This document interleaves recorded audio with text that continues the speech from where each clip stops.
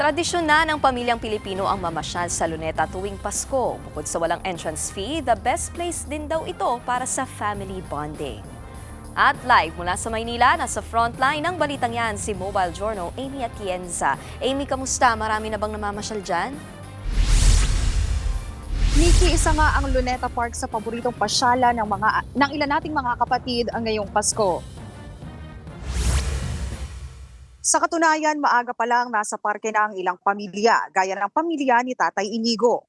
Galing pa sila ng Montalban sa Rizal at napagkasunduan ang kanyang mga anak na sa Luneta magpasko. Mabuti na lang daw at wala masyadong traffic kaya mabilis silang nakabiyahe at masusulit ang araw.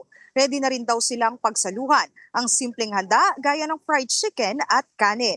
Kahit sakto lang ang handa, mahalaga raw ay magkakasama silang pamilya ngayong Pasko. Kung ilang pamilya ang kasama, yung iba naman mas piniling i-celebrate ang Pasko kasama ang kanilang fur babies. Maganda rin ang panahon ngayon kaya perfect para sa chikiting na mag-physical activity.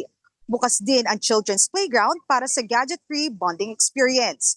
Mabanggit ko lang kaninang madaling araw, merong mga plano sanang mag-overnight at salubungin ang Pasko dito sa parke. Pero nagsara raw ito kagabi ng pasado alas 11 ng gabi at aalamin pa natin ang panig nga ng parke ukol dyan. Pero ngayon, ready na ang Rizal Park ang nagbukas hanggang alas 11 ng gabi mamaya. At higit sa lahat, libre ang entrance fee. Nikki, sa ngayon ay payapa pa rin naman ang sitwasyon dito. Hindi pa ganoon ka-crowded at patuloy naman ang seguridad dito dahil may mga rumorondang mga otoridad ng Luneta Park dito sa may Luneta Park. At yun nga, patuloy din naman ang celebration ng Christmas ng iba't ibang pamilya dito sa area. Yun lamang sa ngayon. Merry Christmas, Nikki. Yan ang latest. Balik sa inyo. Merry Christmas din, Amy.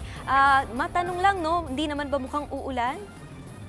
Actually, Nikki, napaka-unpredictable ng weather kasi nung pagdating natin dito kanina, tirik na tirik ang araw pero ngayon nararamdaman natin yung hangin, medyo lumalamig at baka nga magkaroon pa ng ulan. Pero so far ay ready din naman yung mga families na nakausap natin, no? At may dala silang kanilang mga payong, hindi lang bilang panangga ng ulan pero bilang panangga na rin na sa mainit na araw.